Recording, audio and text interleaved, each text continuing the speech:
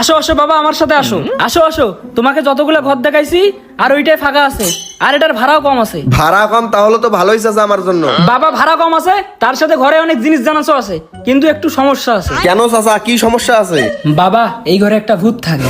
আরে চাচা, আমি ভূত টুত ভয় খাই না, ওগুলো নিয়ে আপনি চিন্তা করিয়েন না। তাহলে তো ভালোই হইলো, তুমি যা থাকো আমি চলে যাই। আচ্ছা ঠিক আছে, যান।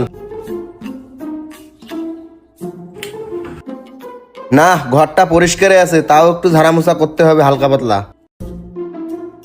ওহ, ভালোই ঝাড়ুও আছে এখানে। না, দরজার পেছনেও মানে অনেক ময়লা আছে, একটু দরজার পেছনটা দেখি।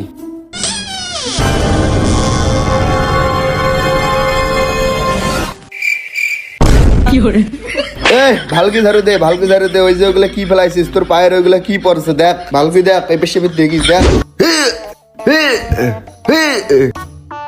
ইস রে, পারতেছি না। হেৎ, এই সময় লাইটটা বন্ধ হয়ে গেল। কি রে, এটা হা হা লাগাইছিস? ধর, এটা লাইট লাগাও। লাগা লাগা, ভালো করে লাগা। লাগাইছিস? নাম নাম নাম, এখন হইছে। কি রে, তুই এদিকে আসতেছিস কেন? আমার পা টিভি তো, পা টিভি দে, আমার পা ব্যথা করতেছে। এই একেন পাউটি, একেন পাউটি, একেন পাউ দেখিস না চোখে? তা বাবা তোমার থাকতে কোনো অসুবিধা হচ্ছে না তো? আরে না চাচা, এখানে আবার কিসের সমস্যা? আমি এখানে আরামসে আছি।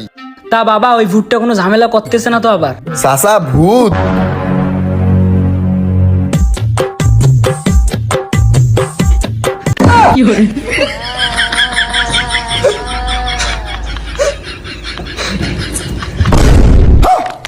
আরে চাচা, কি হইলো? চাচা চাচা, আপনার কি হইলো? এই ভূত, ভূতের মা অ্যাম্বুলেন্সকে ফোন দেখেন রে। না আব্বা, আমাকে অ্যাম্বুলেন্স লাগবে না আব্বা, আমি এখানে ঠিক